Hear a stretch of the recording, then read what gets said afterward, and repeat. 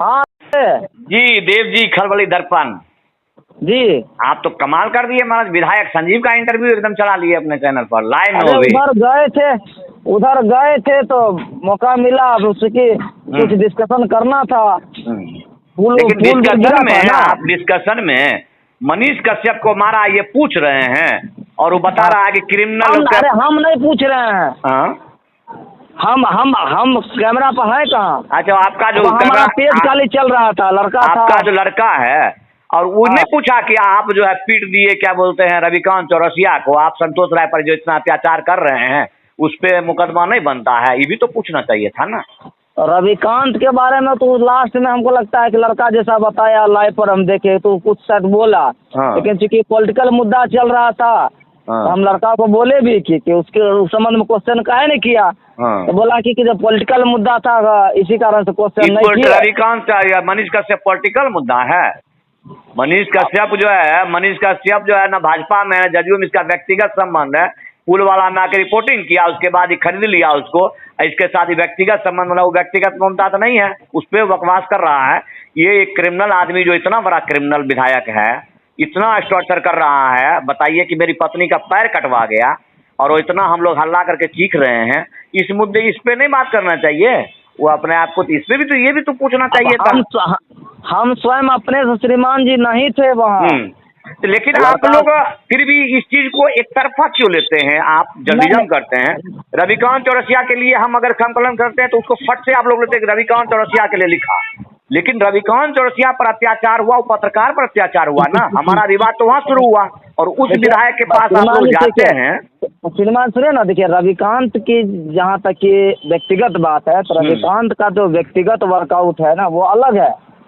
वो किससे हुआ? आखिर मजबूरी, हम लोग बिल्कुल मजबूरी वर्कआउट तो बाद में हुआ, पहला आज इसका वर्कआउट अलग नहीं है विधायक संजीव का।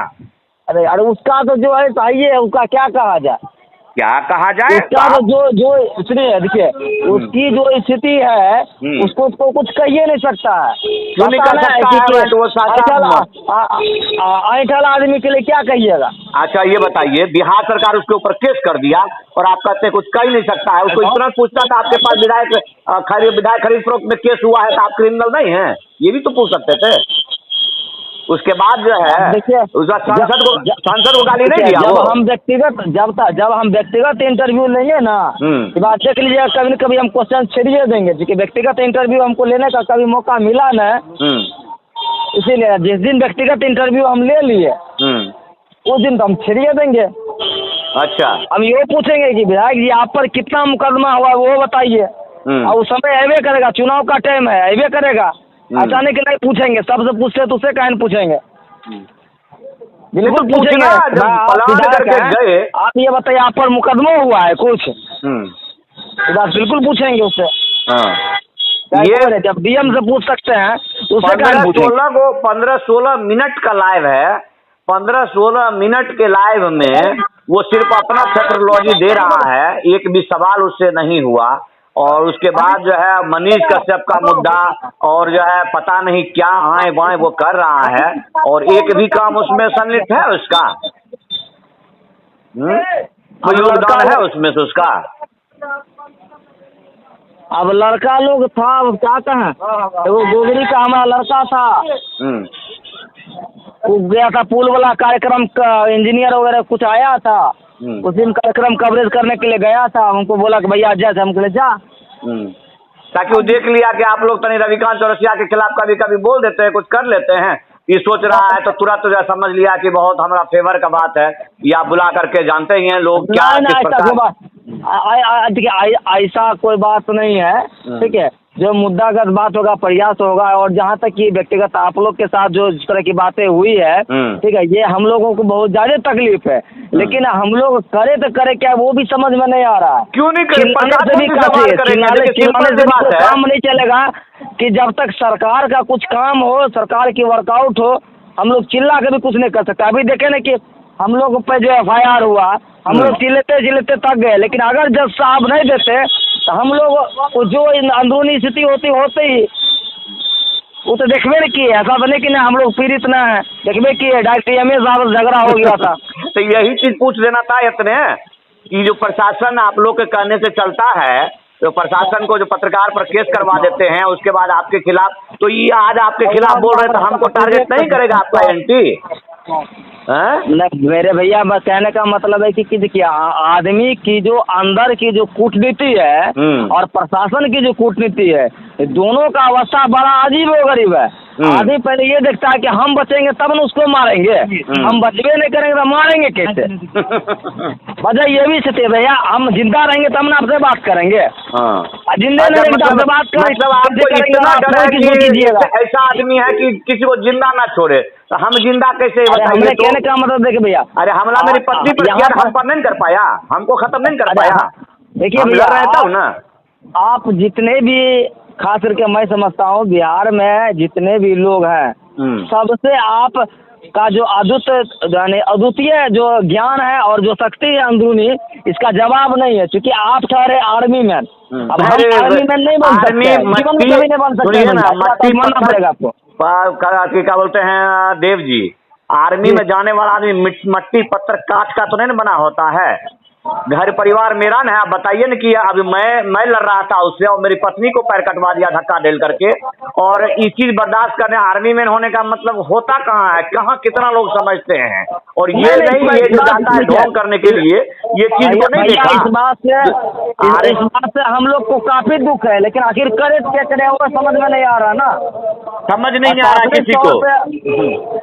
प्रशासनिक तौर पे कुछ काम हो तो बेटर देना है, लेकिन आप प्रशासनिक तौर पर प्रशासनिक तौर पर ही तो खगड़िया एसपी से जब डीजीपी ने निर्देशित कर दिया, तो एक आदमी है खगड़िया में जाके खगड़िया एसपी से पूछने के लिए या डीएसपी से पूछने के लिए कि जो फर्जी एफआईआर क्यों ले लिए? सुनिए ना, 15 दिन पहले ही व्यक्तिगत बता रहे हैं आपको, व्यक्तिगत बता रहे हैं आपको, 15 दिन पहले आपके मामले में और पत्रकार पर जो केस हुआ, ये दोनों के मामले में हम व्यक्तिगत, जब हम बेल करा के फ्री हो गए, बेल करा के फ्री होने के बाद एसपी साहब से मात्र हमको लगता है कि 5 मिनट मिलने का मौका मिला। पीसी खत्म हुआ, पीसी खत्म होने के बाद रविकांत और मुकेश जी वहाँ बैठे हुए थे। रविकांत जी अपना वार्तालाप करता, हम तो भाई ये लोग जाए तब ना कुछ बात करें, अब सामने हम कुछ बात करेंगे, कोई छुट्टी काट लेगा, बात तीसरे हो जाएगा, होता है ना। अधिकारी समिति सब बैठ रहा, तो जब वो निकलने के बाद तब आपके बारे में और अपने पत्रकार समूह पे जो केस हुआ, 2 केस 51-25 और 18-25 2 केस हुआ है, समझे। जब पूछे और उसमें हम एक ही लाइन बोले कि सर कभी कभी प्रशासनिक की स्थिति इतनी गंभीर हो जाती है कि मामला सिविल होता है, लेकिन मामला को जबरदस्ती ये लोग क्रिमिनल में कन्वर्ट करके केस करता है। सुप्रीम कोर्ट का गाइडलाइन है, उसमें आपकी यानी पुलिस विभाग की जो भूमिका है वो नगण्य है, वो अधिकार प्राप्त नहीं है, लेकिन भी पता नहीं, समझ में नहीं आ रहा है कि लोग इतने पढ़े लिखे और IAS IPS बैठे लोग हैं, फिर भी इस चीज को क्यों नहीं मानते हैं। जो सर इस संबंध में सर आपका बयान चाहिए, एक लाइन में सीरियस एसपी साहब खारिज कर दिए, इस संबंध में ना आप कुछ बोलिए, ना इस संबंध में हमसे कुछ पूछिए, ना हम बोलेंगे। जब मना कर दिए कि नहीं हम बात ही नहीं करेंगे इससे, हाँ एक लाइन बातें नहीं करेंगे, तब हम अंतिम में एक चीज पूछे कि ठीक है सर आप बात नहीं करेंगे, ठीक है, तो खगड़िया की जनता और बिहार की जनता, बेगूसराय की जनता तो जानना चाहती है कि पत्रकारों पे FIR क्यों, RTI कार्यकर्ता FIR क्यों, चूंकि हम लोग तो विधायक पर क्यों नहीं? विधायक जो है, विधायक कौन सा स्वतंत्र है कि जब इस प्रकार से, जब सरकार उसके ऊपर केस कर रही है, उसके बाद जनता का केस आप नहीं ले रहे हैं? अब बताते सुनिए ना, तब फिर हम तो डायरेक्ट उनको डायरेक्ट छोड़ दिए भैया, हम तो डायरेक्ट DMA साहब को लपेट दिए थे वहाँ, जब एसपी साहब हमारी वार्तालाप हो रही थी अमित कुमार पांडे जी के, क्योंकि अमित कुमार पांडे जी से हमको ओपन हॉट टॉक हुआ था उनके ही चैम्बर में भोकना को लेकर के, ठीक है। तो हम जब उनसे बात तो बोले कि देव हमारा जितना प्राधिकार है उस संबंध में हम अपने विचार व्यक्त कर सकते हैं, जो हमारा क्षेत्राधिकार से बाहर की चीज है उसमें जिलाधिकारी और एक एसपी का क्षेत्राधिकार सीमित है, कि आप जो है बार बार अपहरण करके ले जाते हैं। बेगूसराय से ये क्षेत्राधिकार है, आप जो है सब पूरी मिली भगत बिहार की जनता आपको रक्षक के बदले भक्षक कहते हैं। हमको जैसा महसूस हुआ, ईमानदारी बता रहे हैं कि पुलिस प्रशासन को इस बात से कोई दूर दूर तक कोई मतलब नहीं है, क्या ना अपने कर्तव्य के मतलब है, बस केवल वो अपना सिस्टम का आदेश जो होता है ना, उसमें जो गोरख धंधा होता है उसका हिसाब किताब का पालन करना चाहती है। गोरख धंधा में देखिए, हम लोग उतने सबल और पैसे से मजबूत नहीं है, राजनीतिक क्रिमिनल नहीं पैसा है। की कहीं जरूरत नहीं है। देखिए, सिद्धांत पर आप रहते हैं तो पैसा की कहीं आवश्यकता नहीं है। सिद्धांत सर्वोपरि है और सिद्धांत का भैया हर जगह सुनिए ना, सत्य सुनिए है। बता रहे हैं, सुनिए ना। हम लोग जो आवेदन दिए, आपको बता दें कि आरटीआई सुरक्षा को लेकर के, पत्रकारों की सुरक्षा को लेकर के सुप्रीम कोर्ट का गाइडलाइन है, प्रधान सचिव, डीजीपी, सामान्य प्रशासन का गाइडलाइन है कि हम लोग पे एफआईआर नहीं हो सकता है, खास करके सिविल विभाग में। और उसको क्रिमिनल एफआईआर बनाने के लिए, ठीक है, वो ये मुद्दागत बात होना चाहिए। मुद्दा अगर बात नहीं होगा तो हम लोग पे केस ही नहीं हो सकता है। और उसको नजरअंदाज करके ये डीएम, एसपी या अन्य जो लोग हैं वो वर्कआउट अपने पद का दुरुपयोग करा, तो क्या कहा जा सकता है। 20 दिन पहले बेल से फ्री हुए तो प्रधान सचिव से मिलने के लिए गए थे सामान्य प्रशासन का। वहाँ पर सुप्रीम कोर्ट का गाइडलाइन और जितना भी चिट्ठी 2012 से लेकर के अभी तक का दिया गया, सारा चिट्ठी हम और तरकर जी वहाँ जाकर चिट्ठी दिए, डिस्कशन हुआ। और वहाँ पे तरकर जी के साथ हम स्वयं थे और तरकर जी स्पष्ट बोले कि सर आप लोग, आपका जो डीएम है जिसको आप ट्रेनिंग करके भेजते हैं जिला में काम करने के लिए, उसको सही से ट्रेनिंग नहीं दिए हैं का कि वो आपके चिट्ठी को भी मानने से इनकार कर देता है।